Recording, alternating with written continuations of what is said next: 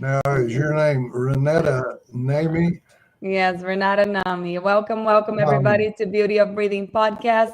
We have Dr. Reg McDaniel with us today. We are getting ready to go live on Instagram. So if you're watching this live, you're welcome to ask us any questions you may have.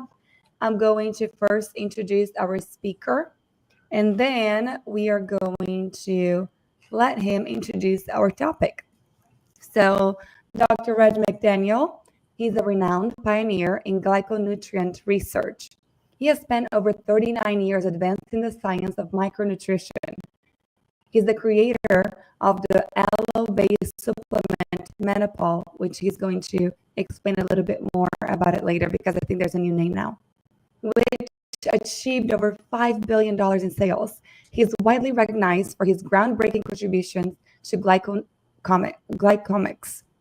Dr. Reg has shared his expertise globally, delivering lectures at prestigious institutions and events, including the U.S. Congress, Royal Society of Medicine in London, and the National Cancer Institute.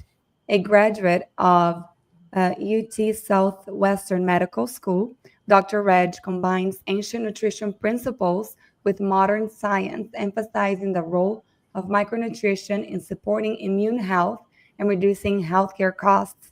His latest innovation, New Eden, continues his mission to promote healthfulness and revolutionize nutrition in today's economically challenged health industry. Welcome to the Beauty of Breathing. So, to start off, will you let us know what initially sparked your interest in glyconutrient research and how did you become a pioneer in this field? Well, I wish I could say I was so smart that I set a goal out there to do this, but actually, with the team I was a member of, we kind of fell into something far greater than we ever thought was possible. If your listeners are familiar with the National Geographic grants that they gave to Butner to try to find blue zones, they call them, where there's longevity of a population with good health. Mhm. We have been in the science of why these blue zones exist. And the common denominator of all the blue zones, number one, is primarily a high percent plant based diet, and number two, activity. And in these blue zones, the activity was just part of everyday life on these islands and isolated peninsulas where they didn't have electric motors or gas motors. And if they moved, they walked. If they did anything, they used their body muscles to do it. Whereas in the modern era, we have to call it exercise. You have to go to the gym. And the important thing we have found is that the active ingredient from the aloe leaf gel, which is acetylated mannose, that for short is called ace-mannin, that combined with exercise, you don't have to move to an isolated island or peninsula to get the benefits of the blue zones of longevity and in good health. My wife is a physician, and after about 30 years, she noted I had never been in bed in all the years we'd been married with some of the different old crud that people in the hospital and in the local community get. And it has protected me against common infectious agents, which is where our research started back in 1985. Wow. I was born and raised in Brazil, so I am familiar with walking everywhere. It is very, very common for us over there to walk. I remember walking to school since I was a little girl, and it was not close, it was far. And then at 14, I moved to America, and everywhere you go, you have to go by car. So definitely it takes a big toll in everybody's health. Over here with Beauty of Breathing, we talk a lot about breathing. We talk a lot about sleep, which are some of the most important pillars of health. So it's super exciting to have you here to bring the other pillar, which is nutrition. And I feel like Americans nowadays are waking up and becoming their own advocates for health. So they are looking more and more at research and finding out what else can they do to improve their overall health. Can you share the story behind the creation of Manapol and its journey to achieving over $5 billion in sales? Well, actually, in August 1985, I was sitting in my office at Dallas Fort Worth Medical Center, where I was director of the laboratory and pathology. And an entrepreneur businessman made a appointment and came in his three-piece suit, and he was relatively excited, and he wanted me to be a medical consultant to a new company he had formed. He had had a small network marketing company, multi-level, called AvaCare, and they sold 12 products made from aloe vera leaf gel. I didn't have any trouble with that because most of his products were salves, lotions, potions to put on the skin. And because I grew up on a cotton farm in Abbott, Texas, and my mother always kept an aloe plant in the kitchen to break a leaf off if you had a chigger bite, a mosquito bite, or a blister, or any kind of skin lesion, and it reduced pain and it would heal fast and it wouldn't get infected. But lo and behold, he had a 32-ounce bottle called aloe vera beverage, and he called it Carolo. And in 1984-85, from 7 different states, he had notes sent to him from individuals that basically told him that they had this new unknown infectious disease called acquired immunodeficiency syndrome, which is called AIDS for short, that was a panic type thing for society, because it was only in male homosexuals and drug addicts and prostitutes, but there was wide fear that it was going to break out into the general population. Well, he had these 7 reports that basically said, I drank your Carolo and I was on my deathbed waiting to die, sinking every day worse into my disease. And on drinking your aloe beverage, I am now back at work and in school and thought you'd want to know. Well, when he told me this, I was receptive and didn't make any negative response. But inside, I was saying, hogwash. This is just a placebo effect from desperate people. Well, at that time, it took me some time to realize these people didn't know each other. These were individuals from different areas that had gotten benefit. And I told him that he needed to go to a medical school, get an infectious disease specialist, and that I was not qualified to fulfill this role because he had raised $20 million to do research on aloe leaf gel, try to find out what's in it that is giving this benefit to these AIDS patients, and to make it into a new FDA approved drug. So this project started out right in the middle of the road of formal science, and over these 39 years, it has become virtually a spiritual journey, because it is far more beneficial when added to the diet, this acetylated mannose called ace-mannin, than we ever thought it could be. Wow. Wow. With over 39 years of experience, what are some of the biggest breakthroughs you've witnessed in glycomics? Well, our original research was to try to find something that, from the epidemiology, we thought this was a virus in these AIDS patients. And with the $20 million, he had 10 academic institutions working on all the phases of drug approval with the FDA, and I finally agreed to be a consultant. And the truth of the matter is, my father was killed in World War II when I was 7 years old. Wow. And I had to work my way through college, where I got a double major in chemistry and biology. I did 2 years academic research on cellular physiology.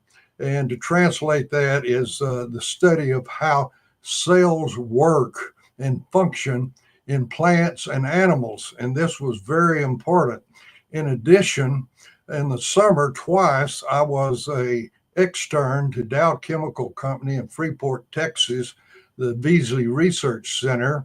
And in this research center, we took liquids and gases combined with heat and pressure and catalysts and made different kinds of plastics with different properties, all the way from your transparent, thin plastic that covers things in the kitchen to glasses, pitchers, dishwashers, and even battery cases to put on the side of trucks for their lineup of batteries. So there was many different properties. Well, the importance of that is that every cell in an animal or the human body is an ultra micro little factory that, depending on the genes activated, hook together nutrient molecules in cellular synthesis to make biochemical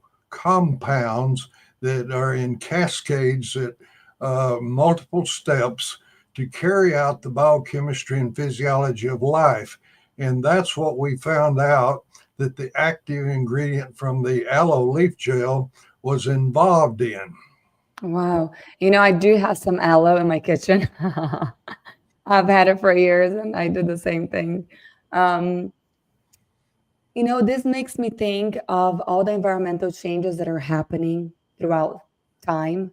What's happening in a cellular level to our bodies nowadays with being exposed to so many different chemicals that are so detrimental to our health that we weren't back in the day. With myofunctional therapy, we talk a lot about eliminating fragrances, even dishwasher detergent, your laundry detergent, whatever you're using, whatever you're applying on your skin, candles, plugins, all those things with fragrances that are so bad. But do you know, and have you seen some research on what's happening to people in the cellular level being exposed to so many chemicals nowadays and toxins?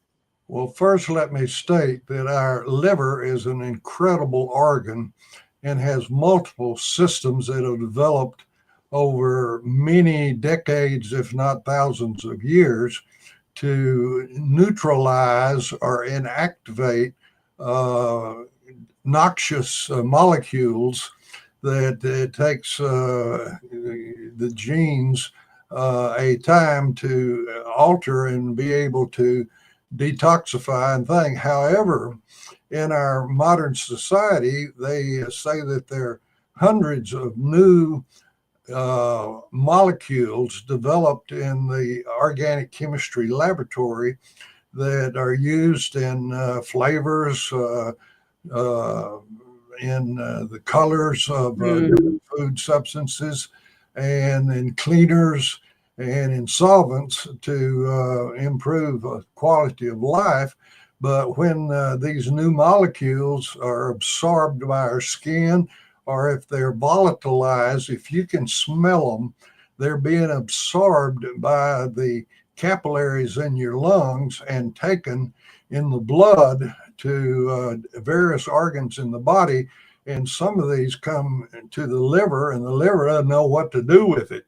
It has never seen anything like this, and all of this is happening so fast that it's causing new diseases that didn't exist before. And I used an example, particularly the autoimmune diseases, which there are about 80 different types, that these molecules confuse the immune system and the body makes antibodies against these new substances that also attach to the surface of different cells in the body. And when it attaches to those cells, it alters their function. And that's Wow. apparently the reason why we've had an explosion of autoimmune diseases. I will never remember when I was a junior student on medicine, I had a lupus patient, and the chief resident said, "You got to present this to all your peers next Thursday because you may never see another case of lupus in your career. It's so rare." Well, now in this common era, nearly everybody knows somebody with rheumatoid arthritis or lupus of the skin or the joints or affecting their kidneys. It's become more and more common because of all these chemicals that you're making a point about are in our environment. And if we breathe or touch or they get into our food supply or water supply and in our air and get in our body and cause what I'd say metabolic confusion, trying to know what to do with these new organic molecules. My goodness. And it just makes us wonder if these huge companies know exactly what they're doing. Is it just for profit? They're, changing ingredients and adding things so it can make food cheaper so they can sell more? Are they purposefully adding all this sugar to make us addicted? So many questions. However, let's go back to aloe. What role does aloe play in your research and what sets it apart as a foundational ingredient in your supplements? How do I know when I'm purchasing an aloe supplement? What am I looking for? Well, that's a complex question you're asking. And in our original research, our thrust was to find something effective against the AIDS virus. Mhm. Well, as I told you, there were 10 academic institutions working on this. And what they found out that this ace-mannan from the aloe plant in the second step of cellular synthesis called endoplasmic reticulum, 9 molecules of this molecule from the aloe plant are hooked together in 3 chains to make a domain on the surface of all cells in all organs of the body.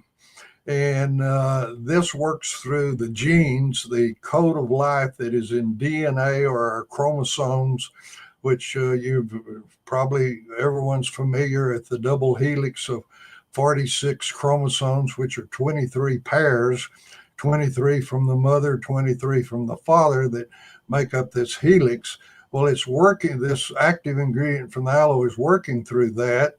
And the mechanism of action for antiviral activity was different from anything that existed. What do I mean? Is that the pharmaceutical drugs for bacteria and for viruses and fungus interfere with the biochemistry of the little infectious agent to be effective against the disease that they cause.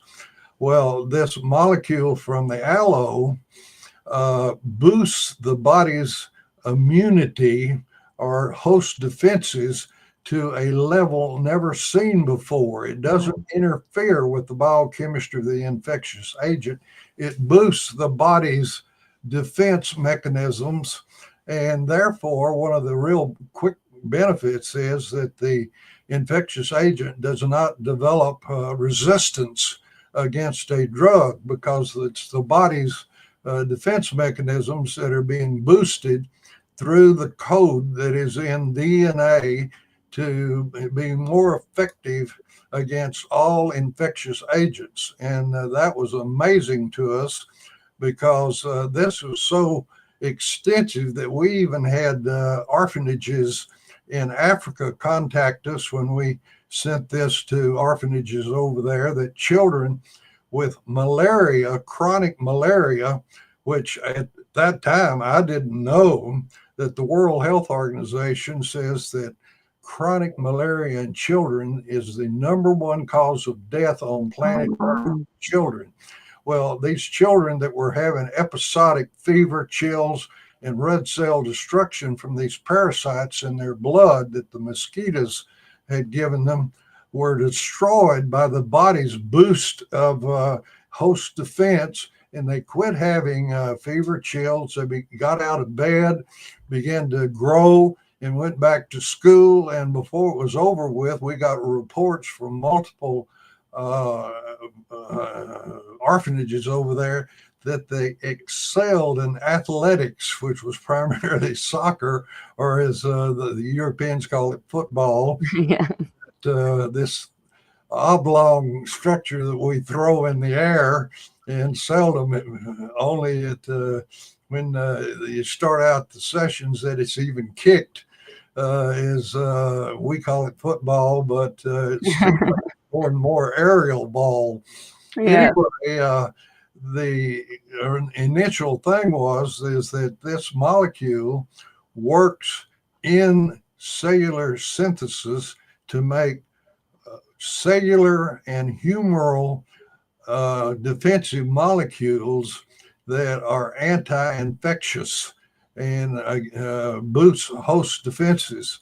And we thought that was the end of it, but it wasn't very long until we started hearing of from people that if they had allergies, if they had asthma, if they had hypersensitivity to some of these new organic molecules, that by adding this molecule from aloe to their diet, their symptoms went away, including autoimmune diseases. Wow. And we were staggered because we thought we had the most potent anti-infectious agent to boost the body's host defenses and immunity. And here, conditions where there was overactive host defense that were improperly acting to cause symptoms, it was getting better also. So there was a conference in Europe that was just addressing for a week the mechanisms of turning on body's host defenses and turning it off. And I went and spent that week and found out something very simple, that it takes nutrient molecules in the diet to make the compounds to activate the body's defenses. But when the infectious agent is destroyed, the body needs to turn off this increased defenses, and it takes nutrient molecules to make the steps to bring it back to, shall we say, resting, waiting for the next infectious event. And so we didn't have a immune or host defense stimulant or suppressant. What we realized is we had a modulator that, working with the program in the genes, if the body's defenses needed to be increased, it was utilized, and if they needed to be suppressed and brought back to normal watchful waiting, it required nutrient molecules to get there to modulate this activity. Well, before it was over with, we found out that in the cells for all the organs that this molecule was fostering balance and harmony within the cells in one of the stages of cell metabolism, which is called the S1 phase, which I call good housekeeping, because in the S1 phase, the genes are turned on to get all the ingredients or molecules within the cell into the normal zone. Not too high, not too low, just in this normal zone. And this is not a new idea. Dr. Hans Selye, which is credited as being the father of human physiology, called this balance in cells homeostasis. So this molecule from the aloe plant is utilized in cellular synthesis to turn on the genes to move everything to the homeostatic zone.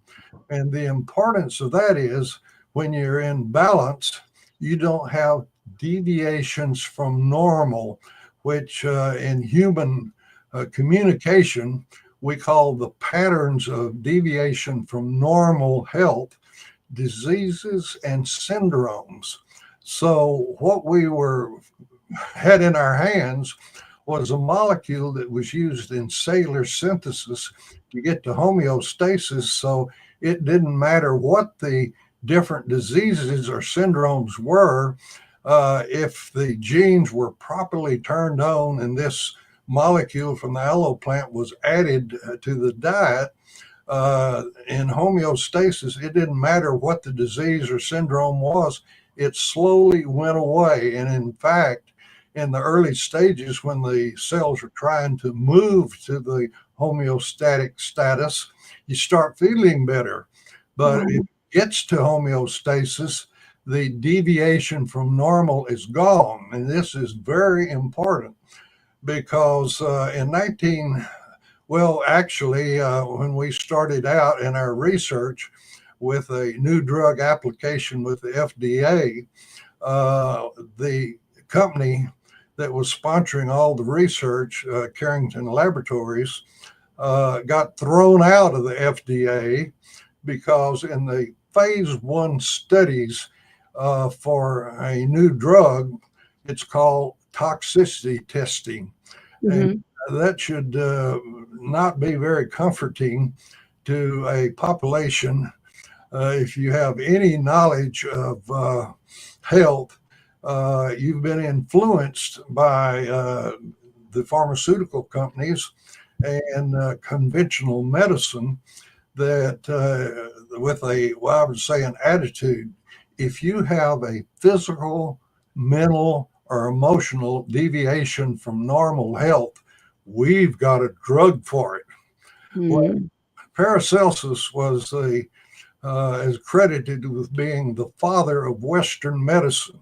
The reason I limit that to Western medicine is because in India and in the Orient, they'd been using various molecules for thousands of years in efforts to improve the health. So Paracelsus is called the father of Western pharmacology. And his most famous statement was, pay close attention to this, quote, all drugs are poisons. The benefit depends on the dose, end of quote. And that is the truth. Isn't that the truth? That the benefits of drugs is to interfere with the engineering and design of life to lessen or reduce symptoms. And the ideal drug is if you quit taking it, the symptoms come back because all it does is interfere with the engineering and design of life. Whereas nutrition, which I am telling you we eventually recognized was what the active ingredient from the aloe, the ace-mannan, being utilized in cellular synthesis is actually a nutrient.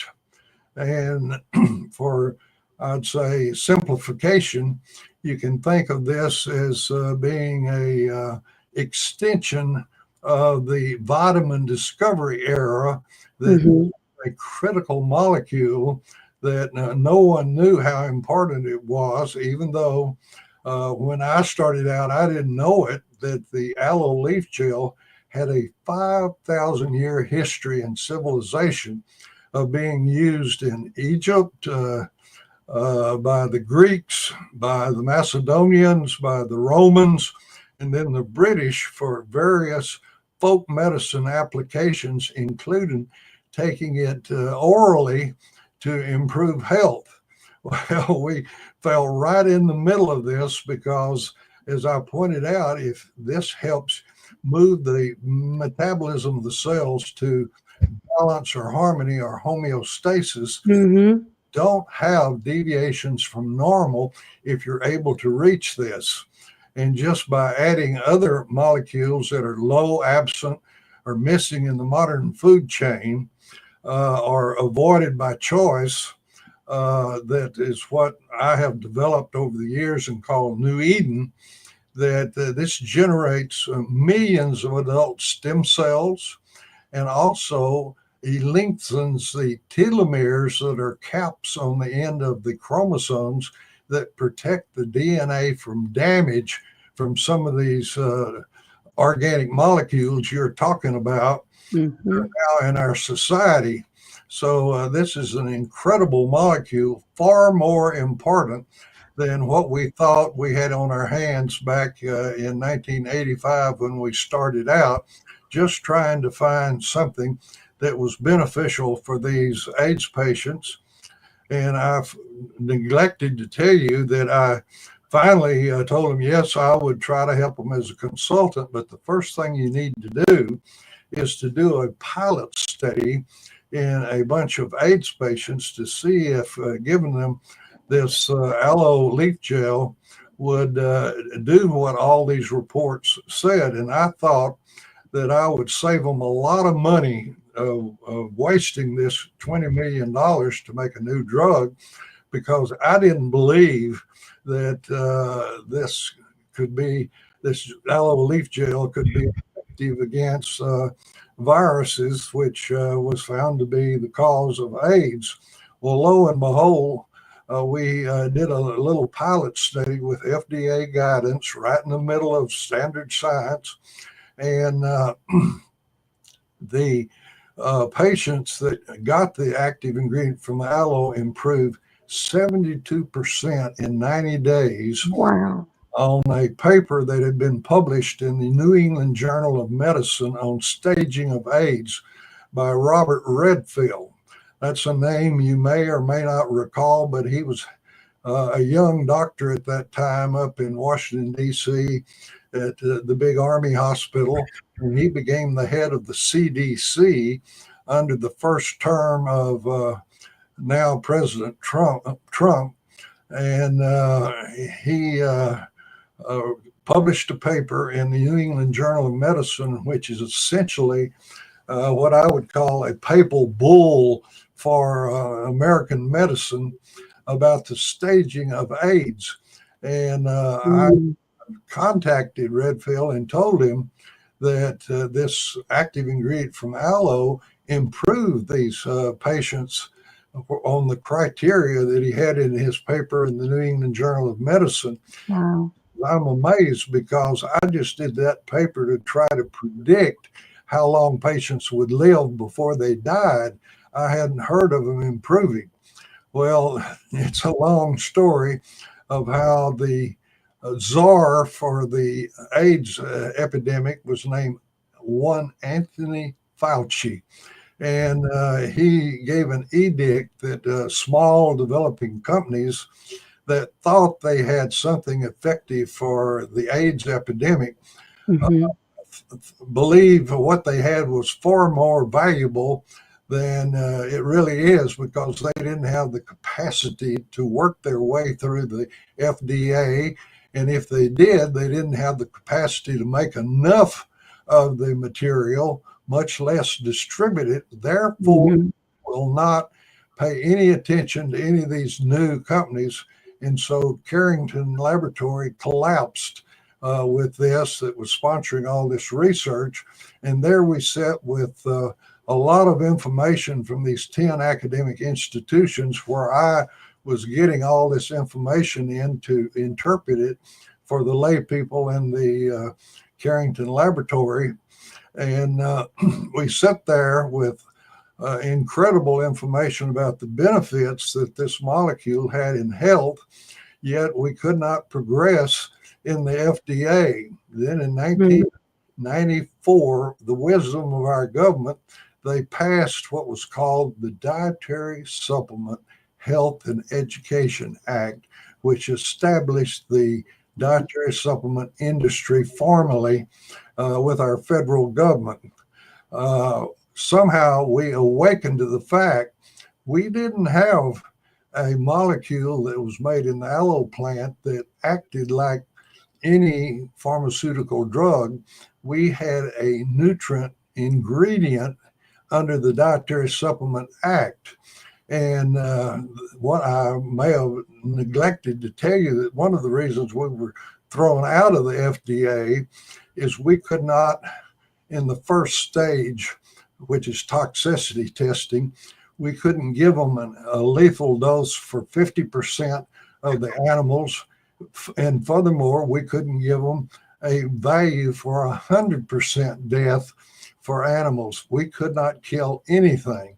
We even since these 10 different academic institutions were working at different stages in the 3-phase process for the FDA, they had given 3,000 milligrams a day to undergraduate students at the University of Texas, and there was no toxicity. Furthermore, 50 medical students from a medical school in Houston got sterile IV infusions of the active ingredient from the aloe. We not only didn't kill any medical students, we didn't cause any toxicity. Well, this is heresy in the drug paradigm, and that's part of the reason we were thrown out. However, the DeShay Act that I mentioned in '94 awakened us that we had a dietary supplement ingredient. And it's amazing, and I never cease to be astounded at the reports I get on my emails from all over the United States, but I have lectured in 15 different countries now about this active ingredient from the aloe and the benefits that it can produce, and just about any deviation from normal that a human being can have physically, mentally, or emotional. I point out that you can't imagine the number of people that have come up to me and grabbed me or hugged me and tears in their eyes saying I was so depressed I was going to kill myself. I had bought a gun, had ammunition, or I was saving up drugs to end my life. And I took your active ingredient from the aloe, and I'm so glad I didn't kill myself. I'm happy now. And what I point out is that the metabolism of all the cells in all the organs of the body utilize this molecule from the aloe to balance the metabolism within the cell. And these individuals begin to see good things in life rather than nothing but depression and hopelessness. And particularly in the United States, I point out to these individuals, this is not normal to wake up as a citizen of the United States and say life is not worth living. There are millions of individuals from all over the world trying to get here because everything is so wonderful. And to be born here and be having this type of malfunction of the metabolism within the brain cells, that your mind makes these decisions, I'm going to end life, is not normal. And what this molecule does is supports the body's innate code inside of DNA to move to the normal homeostatic zone for all cells and all organs.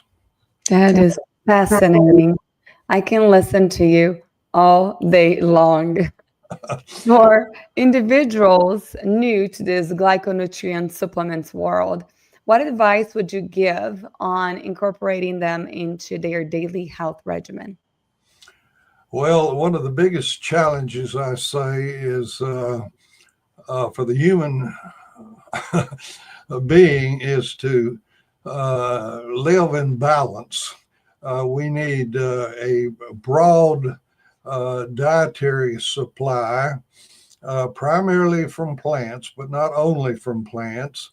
But you need a broad inventory for the code that is in DNA to work with to make bioactive compounds to run the biochemistry of life. And you can't make these compounds that move to homeostasis if you don't have a broad supply of nutrients. And this is so basic that grandmothers and mothers for generations have, I think you've probably heard, if you want to be healthy, eat different colors of fruits and vegetables. Well, that's just a layperson's way of saying you need a broad diet for the genes to work with to move toward normal health. The next things that you can recall that grandmothers and mothers have said, if you don't use it, you lose it. And that is so true about the human condition.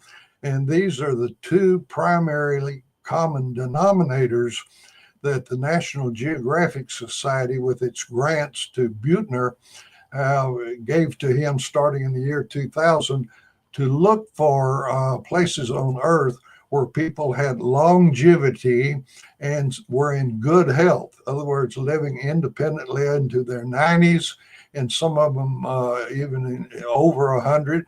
And in fact, in Okinawa, which is one of the blue zones, they had a woman that lived to 116 and was relatively alert. And in our research, I kept trying to get people interested in contributing toward research on nutrition. And that's a difficult thing because there isn't enough people even interested in drugs to do all the research with drugs that the drug companies would like to do. But a woman appeared in my lobby in the early 1990s with a check for $200,000. And I was shocked. She said that her husband built oil and gas rigs in West Texas, and he had sold 4 of them, and he needed a tax write-off.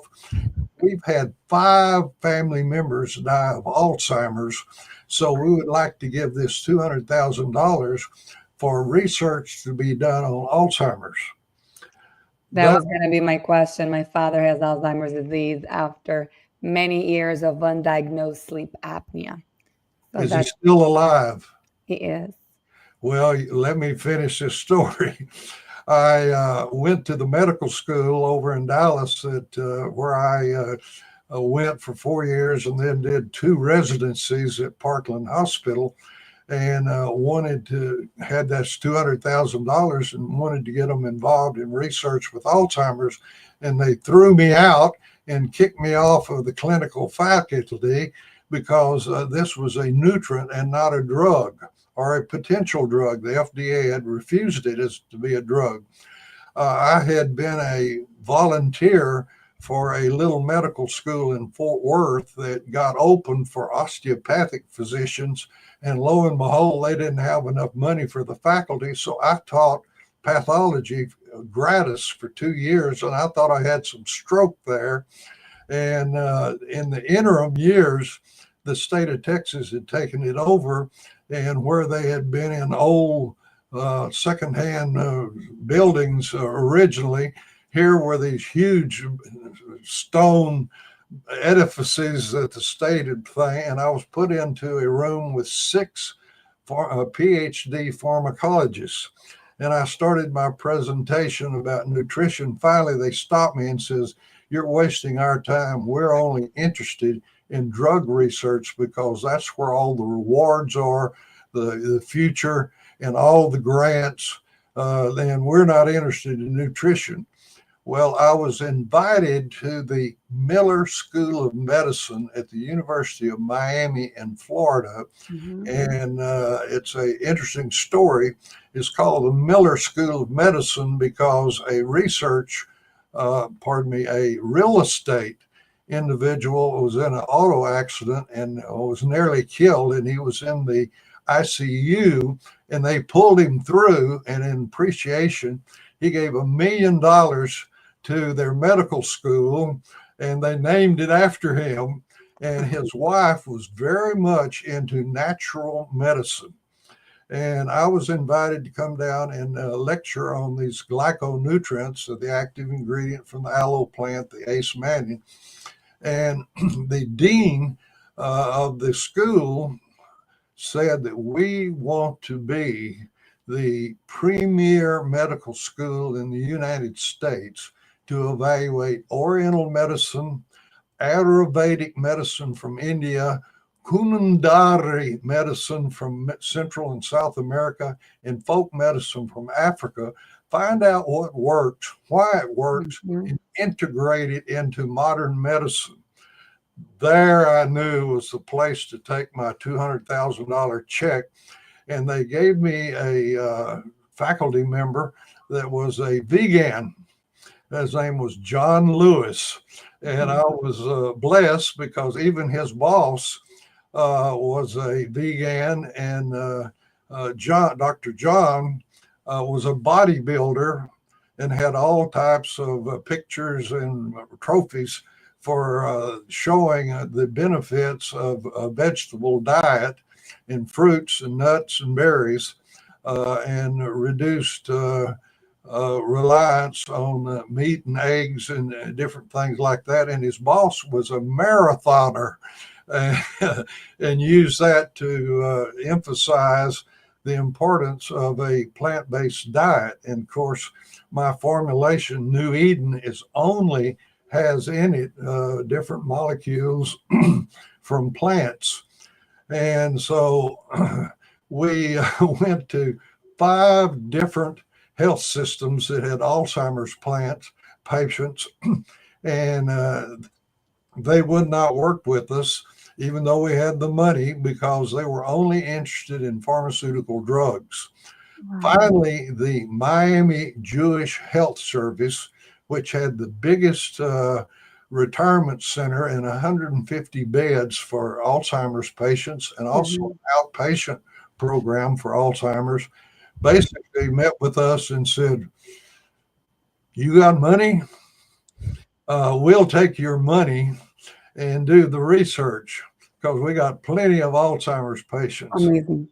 And their skepticism and cynicism was almost insulting. However, I was kind of used to this by this time. And so we just proceeded. But about 6 months after that, they were supposed to do 30 pilot patients that their institutional review board said we had to do a safety study, which is part of the paradigm of pharmaceutical drugs. And that's what they were oriented for. So we had to do a safety study, but we got a bonus. Not only did we show no evidence of toxicity to the patients, but we got potential mechanisms of action, because we had to spend all our money on different studies to show that there's no damage to the liver, the bone marrow, the lungs, the heart, the kidneys. And in this body of material, we found out that millions of adult stem cells were generated. They increased, they were called CD14 monocytes that have stem cell potential. And these were in the millions, and they migrated in the blood to the brain, where neurons were not working properly or were dead. And in a process that most physicians don't know about, periodically there is a preventive health program that is in our genes, that aged and damaged cells are replaced by a stem cell, and it differentiates just like in the embryo to replace the poorly functioning cell. Well, these patients, 69% of them got benefit for improved memory and cognition. Wow. And when we were trying to get them to do the study, the director of research sit over there with his head kind of like it was halfway asleep, with glasses about as thick as the bottom of a Coke bottle, and never said a word. He found out after 6 months of their agreeing to do this study that I had been invited to give some lectures at the medical school. And he said, "If you and Dr. Lewis will come to my office at a certain time, I will break my temple schedule, because if you think Christians kind of shut down their hospitals at Easter and Christmas, and you haven't seen anything like an Orthodox Jewish facility shut down for Passover. And I was down there during Passover. Yet the director says, I will break my schedule, and if y'all will come at a certain hour. Oh, He was a totally different person. He was leaning wow. at the table, eyes fixed on ours, and says, we've done the first 6 patients. That gives you an idea of how interested in working with us they were. They were to do 30, and in 6 months, they had only done 6. Mhm. They have all improved memory and cognition. Wow. There quietly, and he says, did you hear me? I said, they've all improved memory and cognition. We've done research for 20 years on other various potential drugs, and we have never seen patients improve memory and cognition. What in the world is going on? Well, the best we could tell him was that every cell works better with improved nutrition. And Mhm. brain cells are no exception to this. They function better, and particularly these in our results, it showed that the stem cells, CD14 stem cells, improved in amount about 400%. Well, in addition to this, we drew blood when all the patients entered the study, and we drew blood when they exited the study and froze it. And when the assay became available to us for brain-derived maturation factor, this was increased even though it was diluted with the serum of the body's thing. We didn't have any spinal fluid, which obviously would have been higher, but even in the body's dilution with the body's blood volume, this is that. So not only did the stem cells increase in number, they were differentiating, just like in the embryo inside the brain, to become new functioning neurons, and this is why they improve memory and cognition. Well, with this, we opened the door to the medical school that they would allow us, if we had the money, to do a controlled clinical study where that you frequently hear about on television from experts that say that there is no evidence that anything works unless you do a double-blind placebo crossover study. And these studies cost millions of dollars. And we had an individual who said his wife was worked for a company that was one of the major contributors to the National Alzheimer's Foundation in New York City. Wow. He said they will be interested in this. And he met with us and said, put together an application for this $2 or $3 million study that the medical school says now you can proceed to. Well, Dr. Lewis worked night and day putting this package together. We probably set a record for rejection. And this is part of the story. I could write a book about all the disease societies and foundations that they are a scam. What they do is raise money primarily for their staff and their galas and their entertainment and their salaries, and put very little of the money donated into research for their disease. The worst thing that can happen to them is for you to have an answer to their disease because you have no basis to be telling the public how important their work is to take care of and eliminate this disease. Well, that's all a fraud, because we probably set a record for rejection.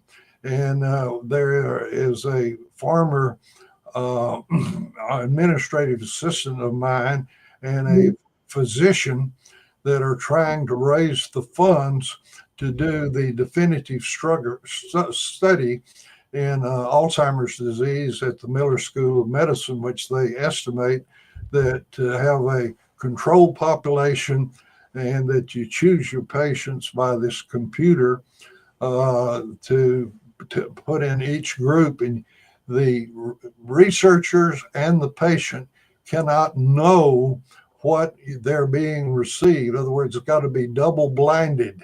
And it's very difficult to get these studies go, because nobody wants to be in a study that they may be getting a placebo. Exactly. Like the real stuff, but isn't. Well, we're trying to raise the funds to do this study, and I hope before I die it can be done.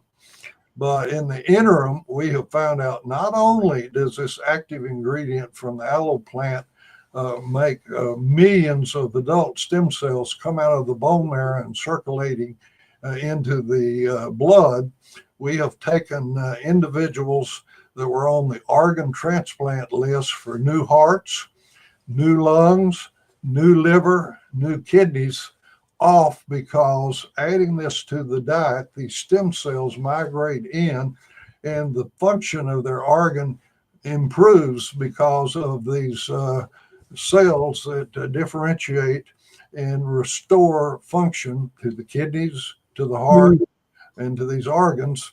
And this is a general benefit. But in addition, I found out that lo and behold, it's kind of a long story I won't go into, but with a researcher in San Antonio in the year 2000, we published a paper of 260 people that were over 50 that added this active ingredient from the aloe to their diet, and reversed objective biomarkers associated with the disabilities of aging that were developed by Tufts University and Johns Hopkins for the federal government when they realized after World War II that the amortization tables for Social Security were going to pot, because people were living longer and getting benefits from Social Security. And what these studies were, what do we mean by grandpa or grandmother or auntie or uncle are getting feeble?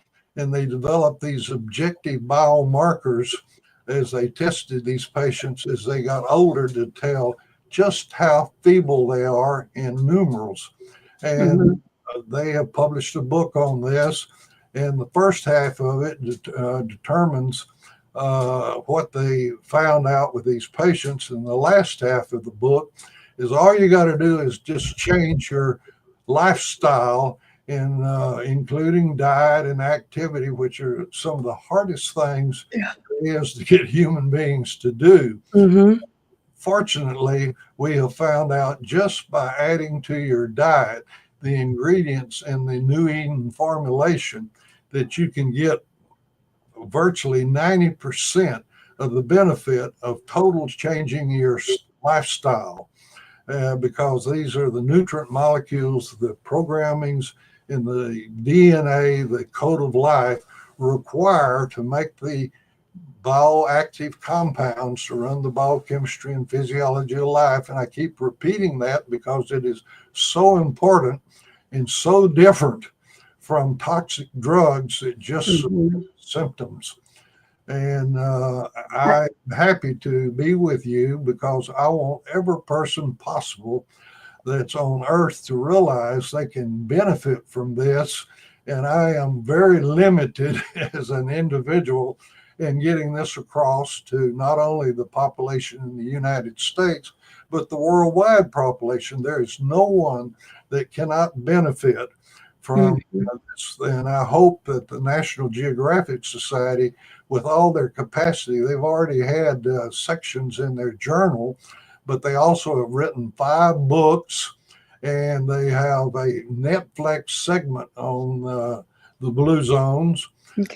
About twice a week, I get an email in about some aspect of the blue zones that they're trying to get across to the public, the importance of a more comprehensive diet, which we achieve by the ingredients that are in New Eden, which is available on the web.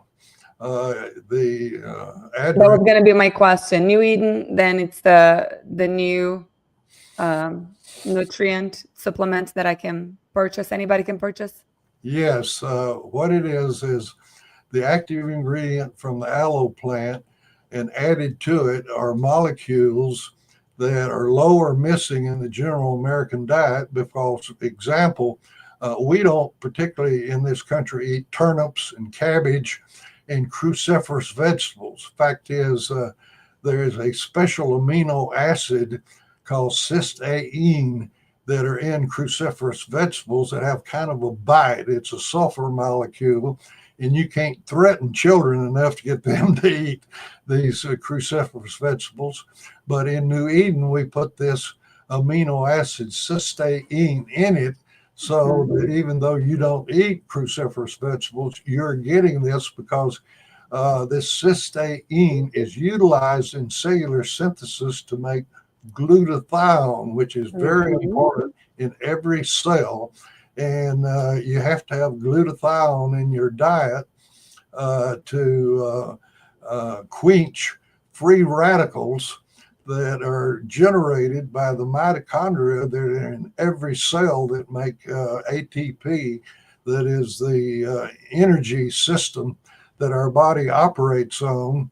That is very interesting in that in photosynthesis, there's a narrow band in the blue-green area that energy from the sun strikes chlorophyll and chloroplast inside of individual plant cells like algae or the blade of grass or a leaf on the tree.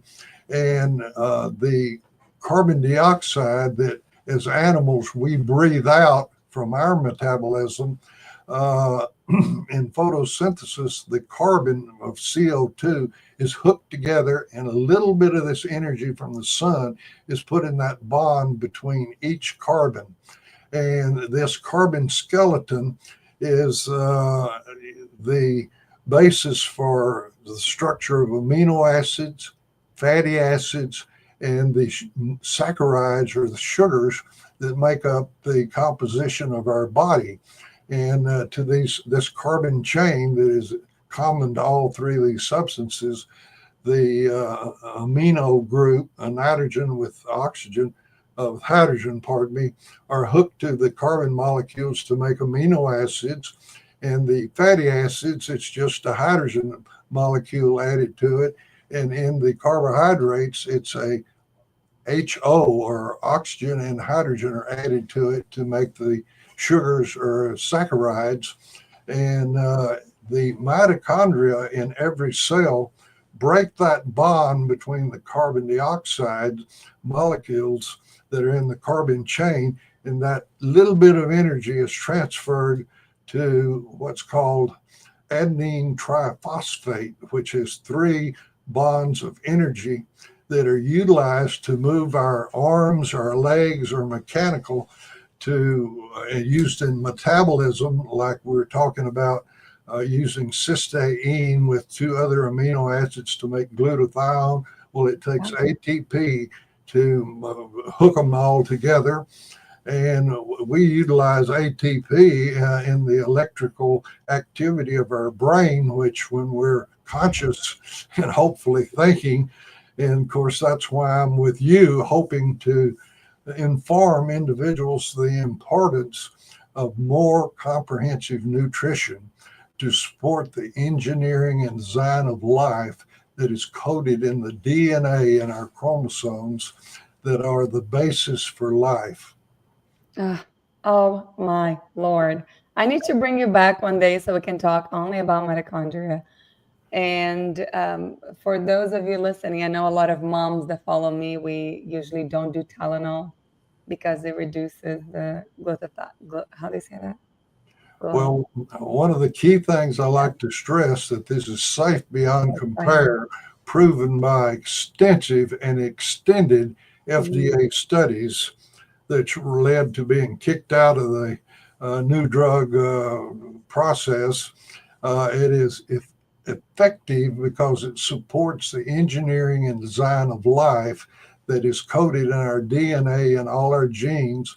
And it is also economical beyond any so-called health experts or politicians wildest dreams.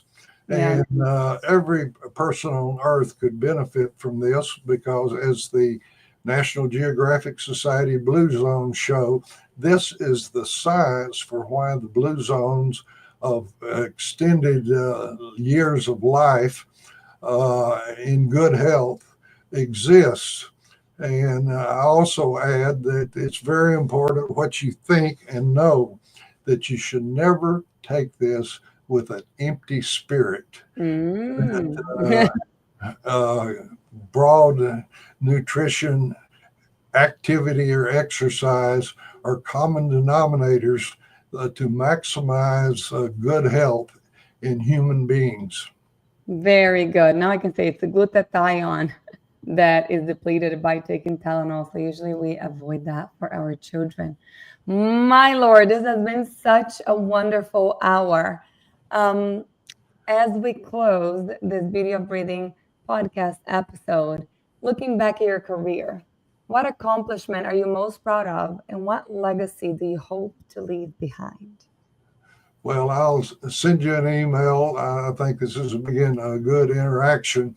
And unfortunately, I could talk for hours, but I suspect that your vocabulary communicates with the public better than the fact that I spent till I was 32 years of age in formal education from double majors in college to medical school and 2 residency programs, and 30 years of practice in a hospital, which I thought I was unqualified to get involved in this. But then I found out that I had had part-time jobs over the years that contributed to my ability to be a worthwhile consultant to Carrington Laboratories that was trying to develop a new pharmaceutical drug from the active ingredient from the aloe, which in fact is a nutrient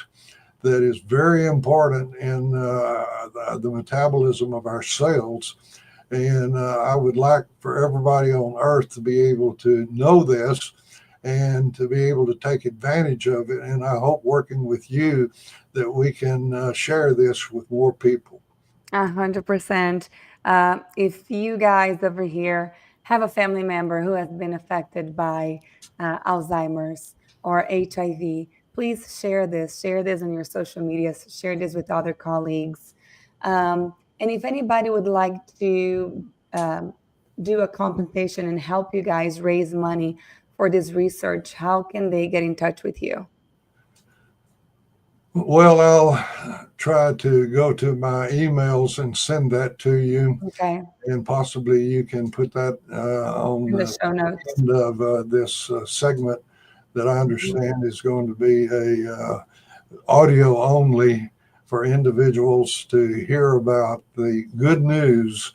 You don't have to move to an isolated island or peninsula. There's proof that one of the blue zones is in Loma Linda, California, because about 30,000 Seventh-day Adventists, based on biblical guidance, have a very high incidence of a diet based on plant molecules. And the third common denominator of all these blue zones, that all the individuals had personal gardens. And you have to let the produce on plants start to mature on the plant for the genes in the plant to put the nutrients into the fruit or vegetables that our DNA calls for in cellular synthesis to be able to hook together to make these important bioactive compounds that run the biochemistry and physiology of life. And it's that simple, and it's amazing. All these points, time and time again, I was faced with the question, how in the world did this come to be? And the only answer that I can come up with is that there is a creative, organizing, and designing power in the universe at work that has done all this activity that's present in nature of what the plants provide that the animal kingdom must have in its code of DNA to run normal biochemistry and physiology of life, which results in longevity and in good health. And all the way back to the Greeks, there have been things written about fountain of youth. And in fact, here in the United States, if you read about it, they say Ponte de Leon from Spain was all over Florida looking for the fountain of youth. Well, the fountain of youth is between your ears in your choices of different foods in the amounts and having a purpose in life that, as in the modern era, that you will do these things that are essential, that allows you to participate in the future with events that you would like to be present and alive to enjoy, like your grandchildren or your children graduate from different institutions, including, say, college and marriage and the firstborn. All these things, there's a lot of benefit from longevity and having a purpose in life. And if you have a purpose in life, you will do these things that are required of nutrition and activity. And that's what the book written by Brutner points out, that you must have a purpose in life. Like I was talking about, never take this on an empty spirit. If your spirit is looking forward to the future, you will do these things that end up giving you longevity and good health, because eventually you find out that there is nothing more valuable in your existence than good health. When I was in high school, I remember Rockefeller was in aging years, and on the radio they were trying to find mother's milk to give him just to get a few more breaths and heartbeats, because he was regarded as one of the richest men in the world. But all that money could not do what he needed, is more ability to breathe and his heart to beat and to get more life. Life is the most important thing that we have given to us. And that's what we support with more comprehensive nutrition. I love it. Amen. And this is how we end our latest Beauty of Breathing podcast. Thanks, everybody, for listening. Until the next one, have a wonderful day. Thank you so much, Dr. McDaniel. Thank you for this opportunity to share.